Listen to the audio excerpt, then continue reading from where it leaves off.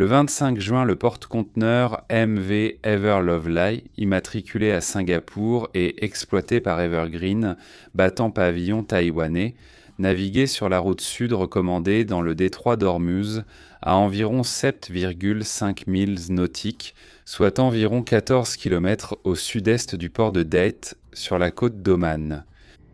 Des sources maritimes britanniques et américaines ont enregistré l'impact d'un projectile, probablement un drone d'attaque iranien, sur le côté tribord de la superstructure de la passerelle.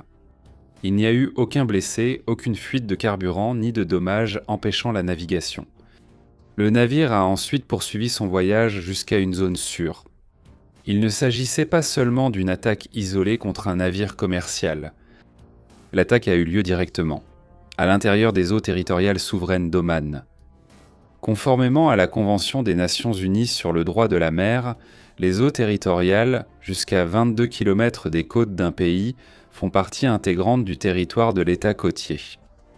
Attaquer un navire là-bas, même en invoquant une violation des routes autorisées par Téhéran, constitue une violation directe de la souveraineté d'Oman.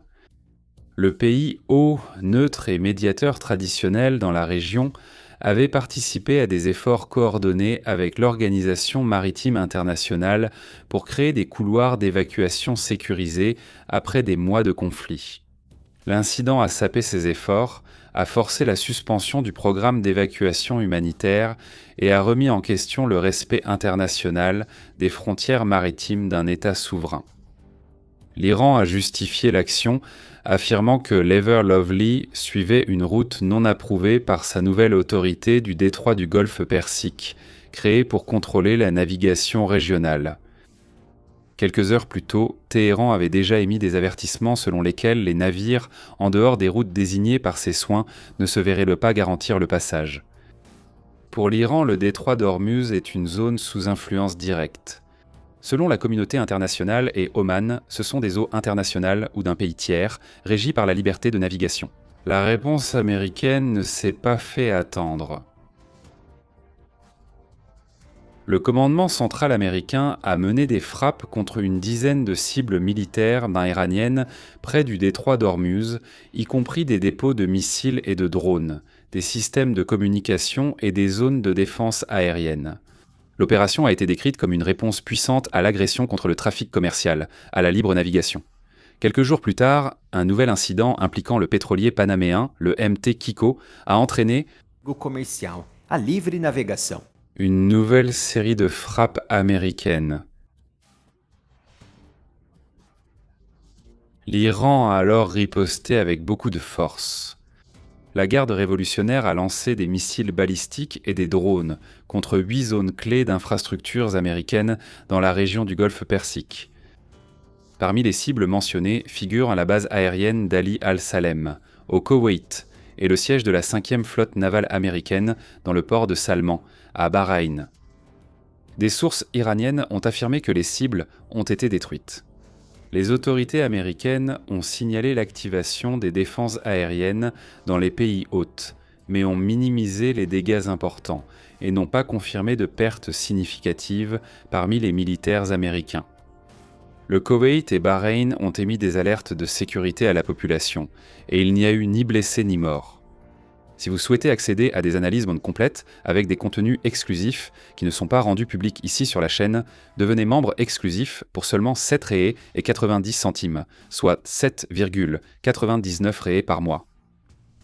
Les deux parties s'accusent mutuellement d'avoir violé le mémorandum d'entente en 14 points, signé le 17 juin qui prévoyait des efforts pour le passage sécurisé des navires commerciaux sans frais pendant 60 jours. L'Iran affirme que les attaques américaines, après que les vedettes iraniennes sont intervenues, ont rompu l'accord. Washington affirme que l'Iran a été le premier à rompre l'accord en attaquant des navires après l'incident. Malgré l'escalade militaire, les canaux diplomatiques restent ouverts. Le mardi suivant les affrontements, des responsables iraniens et omanais se sont réunis à Mascate pour discuter de la gestion future de la navigation dans le détroit d'Ormuz. Mais ce mouvement entre eux n'est pas du tout bien accueilli par les Américains. Le ministre des Affaires étrangères d'Oman, Badir al-Bouzahid, a réitéré son engagement en faveur d'un passage sûr et sans péage dans le détroit. Du côté iranien, le négociateur en chef Mohamed Baghir Ghalibaf, qui est l'actuel président du Parlement iranien, a indiqué que la gestion du détroit ne reviendra pas exactement aux conditions d'avant le conflit. Autrement dit, il n'y aura pas de passage sûr et libre. Le président américain Donald Trump, dans un message public, a déclaré qu'il est très possible que Téhéran n'apprenne jamais. Et il a averti que, si la raison échoue, les États-Unis pourraient achever le travail par la force militaire, ajoutant que la République islamique d'Iran n'existera plus. En termes de stratégie militaire, l'épisode révèle les capacités et les limites des deux camps. L'Iran a démontré sa capacité à projeter sa puissance avec des missiles balistiques et des essaims de drones sur des distances régionales, frappant des bases américaines dans des pays alliés. Les Américains ont montré une rapidité dans la réponse cinétique et une précision sur les cibles iraniennes, en plus de maintenir une présence navale robuste. Aucun des deux camps, cependant, ne semble prêt à une guerre ouverte et prolongée pour le moment. Les attaques ont été plus calibrées. L'Iran a choisi des cibles sur le territoire de pays tiers, comme le Koweït et Bahreïn, évitant le territoire continental américain, car il n'en a pas la capacité. Washington, quant à elle, s'est concentrée sur des cibles militaires iraniennes, sans étendre les attaques aux infrastructures civiles ou aux villes. Le risque d'escalade demeure réel.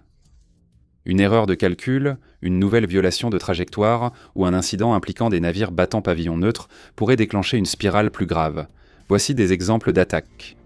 Le détroit d'Ormuz, par lequel transite environ 20% du pétrole mondial transporté par voie maritime, reste le point le plus sensible. Toute interruption prolongée affecte les prix mondiaux ainsi que les chaînes d'approvisionnement en énergie, en engrais et en matières premières. Vous pensez que la vidéo s'arrête ici ? Non, ce n'est pas fini. Pour y avoir accès en intégralité, faites comme nos membres exclusifs. Devenez membre vous aussi pour seulement 7 réés et 99 par mois. Cliquez simplement sur le bouton « Devenir membre » et laissez votre commentaire avec votre avis sur la direction que cette crise peut prendre. Activez les notifications pour ne pas manquer les mises à salurar. Alors c'est bon ça lorsqu'on